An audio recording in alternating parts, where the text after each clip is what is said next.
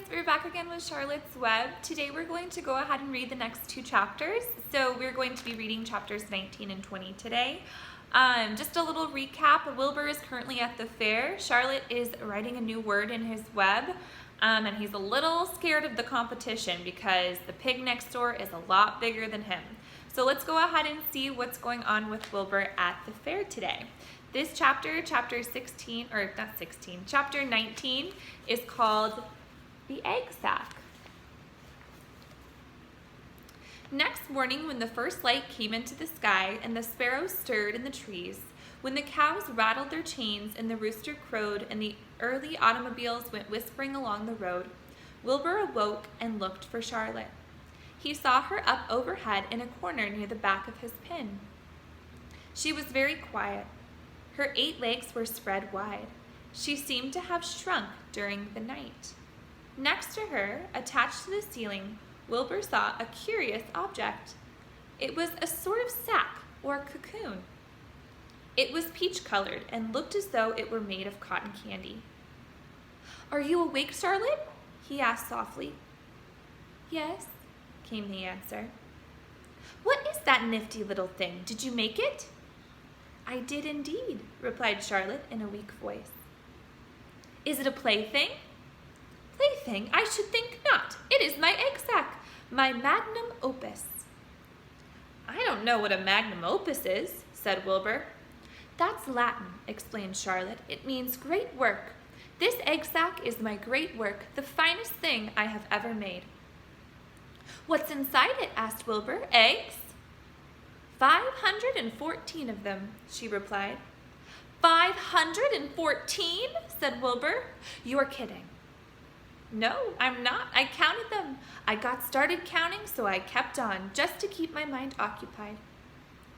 "It's a perfectly beautiful egg sack," said Wilbur, feeling as happy as though he had constructed it himself. "Yes, it is pretty," replied Charlotte, patting the sack with her 2 front legs. "Anyway, I can't guarantee that it is strong. It's made out of the toughest, anyway, I can guarantee that it is strong. It is made out of the toughest material I have. It is also waterproof. The eggs are inside and will be warm and dry." There's a picture of Charlotte with her egg sack. "Charlotte," said Wilbur dreamily, "are you really going to have 514 children?" "If nothing happens, yes," she said. "Of course, they won't show up till next spring." Wilbur noticed that Charlotte's voice sounded sad. "What makes you sound so downhearted? I should think you'd be terribly happy about this." "Oh, don't pay any attention to me," said Charlotte. "I just don't have much pep anymore. I guess I feel sad because I won't ever see my children." "What do you mean you won't see your children? Of course you will. We all see them. It's going to be simply wonderful next spring in the barn cellar with 514 baby spiders running around all over the place, and the geese will have a new set of goslings, and the sheep will have their new lambs." "Maybe," said Charlotte quietly. "However, I have a feeling I'm not going to see the results of last night's efforts. I don't feel good at all. I think I'm languishing, to tell you the truth." Wilbur didn't understand the word languish, and he hated to bother Charlotte by asking her to explain. But he was so worried he felt he had to ask. "What does languishing mean?" "It means I'm slowing up, feeling my age. I'm not young anymore, Wilbur, but I don't want you to worry about me. This is your big day today.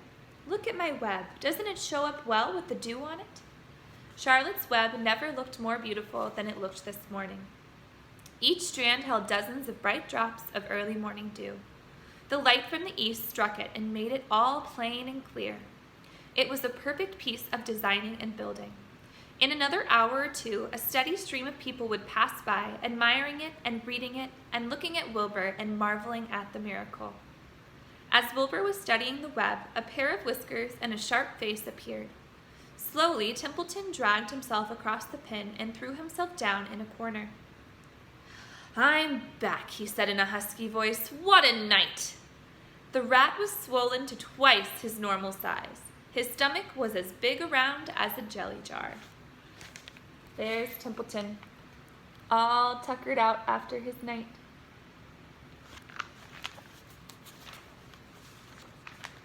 "What a night," he repeated hoarsely. "What feasting and carousing! A real gorge. I must have eaten the remains of 30 lunches. Never have I seen such leavings, and everything well ripened and seasoned with the passage of time and the heat of the day. Oh, it was rich, my friends, rich." "You ought to be ashamed of yourself," said Charlotte in disgust. "It would serve you right if you had an acute attack of indigestion." "Don't worry about my stomach," snarled Templeton. "I can handle anything. And by the way, I've got some bad news. As I came past that pig next door, the one that calls himself Uncle, I noticed a blue tag on the front of his pin. That means he has won first prize. I guess you're licked, Wilbur. You might as well relax. Nobody is going to hang any medal on you. Furthermore, I wouldn't be surprised if Zuckerman changes his mind about you. Wait till he gets hankering for some fresh pork and smoked ham and crisp bacon. He'll take a knife to you, my boy." "Be still, Templeton," said Charlotte. "You're too stuffed and bloated to know what you're saying. Don't pay any attention to him, Wilbur." Wilbur tried not to think about what the rat had just said. He decided to change the subject. "Templeton," said Wilbur, "if you weren't so dopey, you would have noticed that Charlotte has made an egg sack. She is going to become a mother. For your information, there are 514 eggs in that peachy sack." "Is it true?" asked the rat, eyeing the sack suspiciously. "Yes, it's true," sighed Charlotte. "Congratulations," murmured Templeton. "This has been a night." He closed his eyes, pulled some straw over himself, and dropped off into a deep sleep. Wilbur and Charlotte were glad to be rid of him for a while. At 9 o'clock, Mr. Arable's truck rolled into the fairgrounds and came to the spot at Wilbur's pin. Everybody climbed out. "Look!" cried Fern. "Look at Charlotte's Web! Look what it says!" The grown-ups and the children joined hands and stood there, studying the new sign. "Humble," said Mr. Zuckerman. "Now isn't that just the word for Wilbur?" Everyone rejoiced to find that the miracle of the web had been repeated. Wilbur gazed up lovingly into their faces. He looked very humble and very grateful. Fern winked at Charlotte. Lurvy soon got busy. He poured a bucket of warm slops in the trough, and while Wilbur ate his breakfast, Lurvy scratched him gently with a smooth stick. "Wait a minute," cried Avery. "Look at this!" He pointed to the blue tag on Uncle's pin. "This pig has won first prize already." The Zuckermans and the Arables stared at the tag. Mrs. Zuckerman began to cry. Nobody said a word. They just stared at the tag. Then they stared at Uncle. Then they stared at the tag again. Lurvy took out an enormous handkerchief and blew his nose very loud. So loud, in fact, that the noise was heard by stable boys over at the horse barn. "Can I have some money?" asked Fern. "I want to go out on the midway." "You stay right where you are," said her mother. Tears came to Fern's eyes. "What's everybody crying about?" asked Mr. Zuckerman. "Let's get busy. Edith, bring the buttermilk." Mrs. Zuckerman wiped her eyes with her handkerchief. She went to the truck and came back with a gallon jar of buttermilk. "Bath time," said Zuckerman cheerfully. He and Mrs. Zuckerman and Avery climbed into Wilbur's pen. Avery slowly poured buttermilk on Wilbur's head and back, and as it trickled down his sides and cheeks, Mr. and Mrs. Zuckerman rubbed it into his hair and skin. Passersby stopped to watch. Pretty soon, quite a crowd had gathered. Wilbur grew beautifully white and smooth. The morning sun shone through his pink ears. "He isn't as big as the pig next door," remarked one bystander, "but he's cleaner. That's what I like." "So do I," said another man. "He's humble, too," said a woman, reading the sign on the web. Everybody who visited the pig pen had a good word to say about Wilbur. Everybody admired the web. And of course, nobody noticed Charlotte. Suddenly, a voice was heard on the loudspeaker. "Attention, please," it said. "Will Mr. Homer Zuckerman bring his famous pig to the judge's booth in front of the grandstand? A special award will be made there in 20 minutes. Everyone is invited to attend. Crate your pig, please, Mr. Zuckerman, and report to the judge's booth promptly." For a moment after this announcement, the Arables and the Zuckermans were unable to speak or move. Then Avery picked up a handful of straw and threw it high into the air and gave a loud yell. The straw fluttered down like confetti into Fern's hair. Mr. Zuckerman hugged Mrs. Zuckerman. Mr. Arable kissed Mrs. Arable. Avery kissed Wilbur. Lurvy shook hands with everybody. Fern hugged her mother. Avery hugged Fern. Mrs. Arable hugged Mrs. Zuckerman. Up overhead in the shadows of the ceiling, Charlotte crouched unseen, her front legs encircling her egg sac. Her heart was not beating as strongly as usual, and she felt very weary and old. But she was sure at last that she had saved Wilbur's life, and she felt peaceful and contented. "We have no time left to lose," shouted Zuckerman. "Lurvy, help with the crate." "Can I have some money?" asked Fern. "You wait," said Mrs. Arable. "Can't you see everybody is busy?" "Put that empty buttermilk jar in the truck," commanded Mr. Arable. Avery grabbed the jar and rushed to the truck. "Does my hair look all right?" asked Mrs. Zuckerman. "Looks fine," snapped Mr. Zuckerman, and he and Lurvy set the crate down in front of Wilbur. "You didn't even look at my hair," said Mrs. Zuckerman. You're all right, Edith," said Mrs. Arable. "Just keep calm." Templeton, asleep in the straw, heard the commotion and awoke. He didn't know what exactly was going on, but when he saw the men shoving Wilbur into the crate, he had made up his mind to go along. He watched his chance, and when no one was looking, he crept into the crate and buried himself in the straw at the bottom. "All ready, boys," cried Mr. Zuckerman. "Let's go." He and Mr. Arable and Lurvy and Avery grabbed the crate and boosted it over the side of the pen and up into the truck. Fern jumped aboard and sat on top of the crate. She still had straw in her hair and looked very pretty and excited. Mr. Arable started the motor. Everyone climbed in and off they drove to the judge's booth in front of the grandstand. As they passed the Ferris wheel, Fern gazed up at it and wished she were at the topmost car with Henry Fussy at her side. Okay. Now we're on to chapter 20, The Hour of Triumph. "Special announcement," said the loudspeaker in a pompous voice.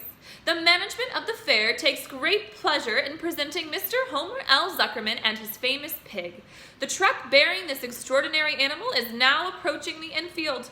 Kindly stand back and give the truck room to proceed. In a few moments, the pig will be unloaded in the special judging ring in front of the grandstand, where a special award will be made. Will the crowd please make way and let the truck pass? Thank you." Wilbur trembled when he heard the speech. He felt happy but dizzy. The truck crept along slowly in speed. Crowds of people surrounded it, and Mr. Arable had to drive by carefully in order not to run over anybody. At last he managed to reach the judge's stand. Avery jumped out and lowered the tailgate. "I'm scared to death," whispered Mrs. Zuckerman. "Hundreds of people are looking at us." "Cheer up," replied Mrs. Arable. "This is fun." "Unload your pig, please," said the loudspeaker. "All together now, boys," said Mr. Zuckerman. Several men stepped forward from the crowd to help lift the crate. Avery was the busiest helper of all. "Tuck your shirt in, Avery," cried Mrs. Zuckerman, "and tighten your belt. Your pants are coming down." "Can't you see I'm busy?" replied Avery in disgust. "Look," cried Fern, pointing. "There's Henry." "Don't shout, Fern," said her mother, "and don't point." "Can't I please have some money?" asked Fern. "Henry invited me to go on the Ferris wheel again, and I don't think he has any money left. He ran out of money." Mrs. Arable opened her handbag. "Here," she said, "here's 40 cents. Now don't get lost, and be back at our regular meeting place by the pig pen very soon." Fern raced off, ducking and dodging through the crowd in search of Henry. "The Zuckerman pig is now being taken from his crate," boomed the voice on the loudspeaker. "Stand by for an announcement." Templeton crouched under the straw at the bottom of the crate. "What a lot of nonsense," muttered the rat. "What a lot of fuss about nothing." Over in the pig pen, silent and alone, Charlotte rested. Her front two legs embraced the egg sac. Charlotte could hear everything that was said on the loudspeaker. The words gave her courage. This was her hour of triumph. As Wilbur came out of the crate, the crowd clapped and cheered. Mr. Zuckerman took off his cap and bowed. Lurvy pulled his big handkerchief from his pocket and wiped the sweat from the back of his neck. Avery knelt in the dirt by Wilbur's side, busily stroking him and showing off. Mrs. Zuckerman and Mrs. Arable stood on the running board of the truck. "Ladies and gentlemen," said the loudspeaker, "we now present Mr. Homer L. Zuckerman's distinguished pig. The fame of this unique animal has spread to the far corners of the earth, attracting many valuable tourists to our great state. Many of you will recall the never-to-be-forgotten day last summer when the writing appeared mysteriously on the spider's web in Mr. Zuckerman's barn, calling the attention of all and sundry to the fact that this pig was completely out of the ordinary. This miracle has never been fully explained, although learned men have visited the Zuckerman pig pen to study and observe the phenomenon. In the last analysis, we simply know that we are dealing with supernatural forces here, and we should all feel proud and grateful. In the words of the spider's web, ladies and gentlemen, this is some pig." Wilbur blushed. He stood perfectly still and tried to look his best. "This magnificent animal," continued the loudspeaker, "is truly terrific. Look at him, ladies and gentlemen. Note the smoothness and the whiteness of his coat. Observe the spotless skin, the healthy pink glow of ears and snout." "It's the buttermilk," whispered Mrs. Arable to Mrs. Zuckerman. "Note the general radiance of this animal. Then remember the day when the word radiant appeared clearly on the web. Whence came this mysterious writing? Not from the spider, we can be rest assured of that. Spiders are very clever at weaving their webs, but needless to say, spiders cannot write." "Oh, they can't, can they?" murmured Charlotte to herself. "Ladies and gentlemen," continued the loudspeaker, "I must not take any more of your valuable time. On behalf of the governors of the fair, I have the honor of awarding a special prize of $25 to Mr. Zuckerman, together with a handsome bronze medal suitably engraved in token of our appreciation of the part played by this pig, this radiant, this terrific, this humble pig, in attracting so many visitors to our great county fair." Wilbur had been feeling dizzier and dizzier through his long, complimentary speech. When he heard the crowd begin to cheer and clap again, he suddenly fainted away. His legs collapsed, his mind went blank, and he fell to the ground, unconscious. "What's wrong?" asked the loudspeaker. "What's going on, Zuckerman? What's the trouble with your pig?" Avery was kneeling by Wilbur's head, stroking him. Mr. Zuckerman was dancing about, fanning him with his cap. "He's all right," cried Mr. Zuckerman. "He gets these spells. He's modest and can't stand praise." "Well, we can't give a prize to a dead pig," said the loudspeaker. "It's never been done." "He isn't dead," hollered Zuckerman. "He's fainted. He gets embarrassed easily. Run for some water, Lurvy." Lurvy sprang from the judge's ring and disappeared. Templeton poked his head from the straw. He noticed that the end of Wilbur's tail was within reach. Templeton grinned. "I'll tend to this," he chuckled. He took Wilbur's tail in his mouth and bit it, just as hard as he could bite. The pain revived Wilbur. In a flash, he was back on his feet. "Ouch!" he screamed. "Hooray!" yelled the crowd. "He's up! The pig's up! Good work, Zuckerman! That's some pig!" Everyone was delighted. Mr. Zuckerman was the most pleased of all. He sighed with relief. Nobody had seen Templeton. The rat had done his work well. And now one of the judges climbed into the ring with the prizes. He handed Mr. Zuckerman 2 $10 bills and a $5 bill. Then he tied the medal around Wilbur's neck. Then he shook hands with Mr. Zuckerman while Wilbur blushed. Avery put out his hand, and the judge shook hands with him too. The crowd cheered. A photographer took Wilbur's picture. A great feeling of happiness swept over the Zuckermans and the Arables. This was the greatest moment in Mr. Zuckerman's life. It was deeply satisfying to win a prize in front of a lot of people. As Wilbur was being shoved back into the crate, Lurvy came charging through the crowd carrying a pail of water. His eyes had a wild look. Without hesitating a second, he dashed the water at Wilbur. In his excitement, he missed his aim, and the water splashed all over Mr. Zuckerman and Avery. They got soaking wet. "For goodness sake," bellowed Mr. Zuckerman, who was really drenched. "What ails you, Lurvy? Can't you see the pig is all right?" "You asked for water," said Lurvy meekly. "I didn't ask for a shower bath," said Mr. Zuckerman. The crowd roared with laughter. Finally, Mr. Zuckerman had to laugh too. And of course, Avery was tickled to find himself so wet and immediately started to act like a clown. He pretended he was taking a shower bath. He made faces and danced around and rubbed imaginary soap under his armpits. Then he dried himself with an imaginary towel. "Avery, stop it!" cried his mother. "Stop showing off!" But the crowd loved it. Avery heard nothing but the applause. He liked being a clown in a ring, with everybody watching him in front of a grandstand. When he discovered there was still a little water left in the bottom of the pail, he raised the pail high in the air and dumped the water onto himself and made faces. The children in the grandstand screamed with appreciation. At last things calmed down. Wilbur was loaded into the truck. Avery was led from the ring by his mother and placed on the seat with the truck to dry off. The truck, driven by Mr. Arable, crawled slowly back to the pig pen. Avery's wet trousers made a big wet spot on the seat. Okay. And that's the last of chapter 20. Tomorrow we are going to pick back up with the last 2 chapters of our story. Thank you guys so much for listening. I hope you guys are having an amazing day today. Bye!